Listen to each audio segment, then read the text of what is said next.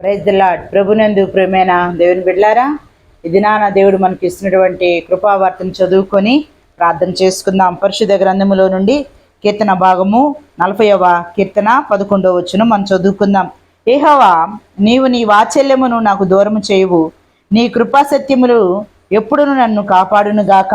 లెక్కలేని అపాయములు నన్ను చుట్టుకొని ఉన్నవి, నా దోషములు నన్ను తరిపి పట్టుకొనగా నిన్ను తల ఎత్తి చూడలేకపోతుని. లెక్కకు అవి నా తల వెంట్రుకలను మించి ఉన్నవి, నా హృదయము అధైర్యపడి ఉన్నది. దేవుని సన్నిధిలో ఈ కీర్తన భాగంలో దావీదు రాసినటువంటి కీర్తనని మనం చదువుకొని ఉన్నాం.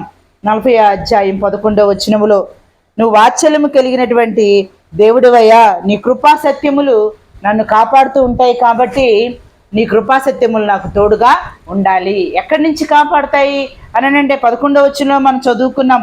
లెక్కలేని అపాయములు నన్ను చుట్టుకొని ఉన్నవి, నా దోషములు పరిహరింపవలనని నా దోషములు నన్ను తరిమి పట్టుకొని ఉన్నాయి. లెక్కలేని అపాయములు చుట్టుకొని ఉన్నాయి, నా దోషములను తరిమి పట్టుకొనగా నేను తల ఎత్త చూడలేకపోతుని. అవి కనుగొందామనుకుంటే తల వెంట్రుకలు మించిన అనేక పాపములు, అపాయములు, దోషములు నన్ను చుట్టుకొని ఉన్నాయా, లెక్కకి మించి ఉన్నాయి. తల వెంట్రుకల వలె అవి కనబడుచున్నాయి. దేవుని సన్నిధిలో లెక్కకి అవి నా తల వెంట్రుకలు మించి ఉన్నవి, నా హృదయం అధైర్యముతో నింపబడి ఉన్నది కాబట్టి నేను తల ఎత్తలేనటువంటి వ్యక్తిగా ఉన్నాను. ఈ దినాన నీకున్న పరిస్థితిని బట్టి దేవుని కృప సత్యములు కాపాడేవి కాబట్టి నీకు తోడుగా ఉండాలి.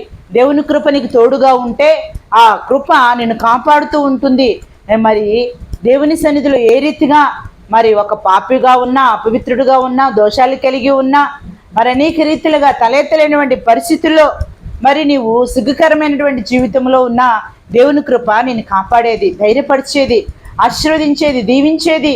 ఆయన వాత్సల్యం కలిగినటువంటి దేవుడు కాబట్టి యెహోవా, నీ వాత్సల్యమును నాకు దూరము చేయొద్దు అని దావీదు కోరుకుంటున్నాడు. నీ కృపాసత్యములు నన్ను కాపాడతాయి కాబట్టి నీ కృప నాకు కావాలి. సత్యంతో కూడినటువంటి ఆ కృప, విడువని కృప, ఎడబాయని కృప, మరవని కృప నాకు తోడుగా ఉండాలయ్యా. నన్ను ధైర్యపరుస్తుంది. నా పాపాలు, నా దోషాలని పరిహరించి వాటి నుంచి నన్ను తప్పించి నన్ను కాపాడుతూ ఉంటుందయ్యా. అయ్యా, నా పాపములు చుట్టుకొని ఉన్నాయ్యా. అయ్యా, నా పాపములు చూస్తే తల వెంట్రుకలకి మించి ఉన్నాయి నాయన. అయ్యా నాయన, నేను తల ఎత్తలేనటువంటి వాడిగా ఉన్నానని చెప్పి దేవుని సన్నిధిలో దావీదు దేవుని కృప కొరకు అడుగుతూ ఉన్నాడు, ప్రార్థిస్తూ ఉన్నాడు, వేడుకుంటూ ఉన్నాడు. కాబట్టి ఈ దినాన దేవుని సన్నిధిలో నువ్వు కూడా విదేకాల వేళలో కృపావర్తగా దేవుడు మరి నీకు ఇస్తున్నటువంటి మాట, నువ్వు ఏ పరిస్థితిలో ఉన్నావు, ఎలా కృంగిపోతూ ఉన్నావు, అధైర్యంతో ఉన్నావా, నీ పాపములు బట్టి, దోషములు బట్టి అధైర్యంతో తలెత్తలేనటువంటి పరిస్థితిలో ఉన్నావా, తల ఎత్తుకునే చేసే దేవుడు. ఆయన కృపని, సత్యమును కోరుకుంటే కృపా సత్యములు నిన్ను కాపాడుతూ ఉంటాయి, ధైర్యాన్ని ఇస్తూ ఉంటాయి, నీకు మేలు చేస్తూ ఉంటాయి, దీవెనను కలిగి చేస్తూ ఉంటాయి. కాబట్టి ఇది నాన్న ఉన్న పరిస్థితిలో నువ్వు చేసే ఉద్యోగంలో కానీ, వ్యాపారంలో కానీ, పనిపాటల్లో కానీ, పరిచర్యలో కానీ, ప్రార్థనా జీవితంలోనే కానీ, ఆత్మీయ జీవితంలోనే కానీ తల ఎత్తలేనటువంటి పరిస్థితులు, అధైర్యమైన పరిస్థితుల్లో నువ్వు ఉంటే, నీ పాపములు, దోషములను చుట్టుకొని ఉంటే అవి లెక్కకు మించినటువంటి పరిస్థితులు అయినప్పటికీ దేవుని వాక్యం సెలవిస్తుంది కృపాసత్యములు కాపాడతాయని. ఆయన కృపను నువ్వు కోరుకో. అయ్యా, నీ కృప ద్వారా నన్ను దర్శించిన ఆయన, నీ కృప నాకు కావాలి నాయన, నీ కృప లేకపోతే నేను బ్రతకలేను నాయన. అయ్యా, ఇటువంటి పరిస్థితులు, కృంగిపోయిన పరిస్థితులు, కృషించిపోయిన పరిస్థితులు, బలహీన పరిస్థితులు నేను ఉన్నానయ్యా, నీ కృప నాకు కావాలని చెప్పి దేవుని సన్నిధిలో నువ్వు కృప కొరకు వేడుకో. దేవుడు తప్పకుండా ఆయన కృప ద్వారా నిన్ను కాపాడి రక్షించి ధైర్యముతోనూ గొప్ప ఆశీర్వాదాలు, దీవెనలతోనూ దేవుడు నింపే దేవుడు.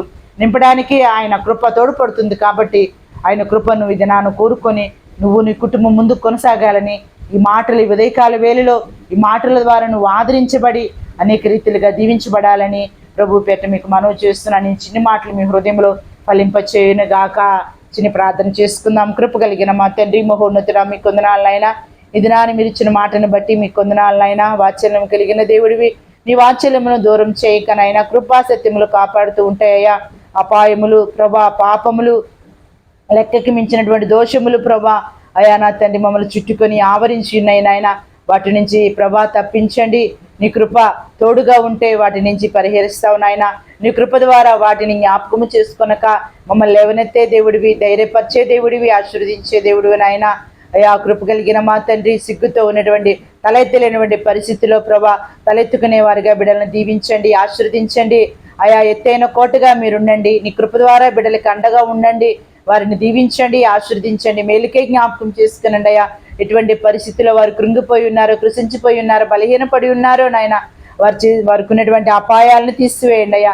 కిడులను కొట్టివేయండి, దోషాలని కడిగి వేయండి నాయన. మీ మేలు దీవెన, మీ కృపా సత్యముల ద్వారా వారికి ప్రభా మీరు అందచేసి దీవించి ఆశీర్వదించి సహాయము చేయమని ఈ దినాన్ని మాటల ద్వారా బిడ్డలకి ఆయా కుటుంబాలకి ప్రభా మీ దీవెన ఆశీర్వాదాలు కలగచేస్తూ దినదినము ముందుకు మీరు నడిపించి సహాయం చేయమని ఈ దినమన్న మీరు ఇచ్చినటువంటి కృపావార్తకే మీకే వందనాలు, స్తుతులు, స్తోత్రములు చెల్లిస్తూ మా ప్రభుని యేసు క్రీస్తు నామమున ప్రార్థించి అడిగి వేడుకుంటున్నాము తండ్రి. ఆమేన్.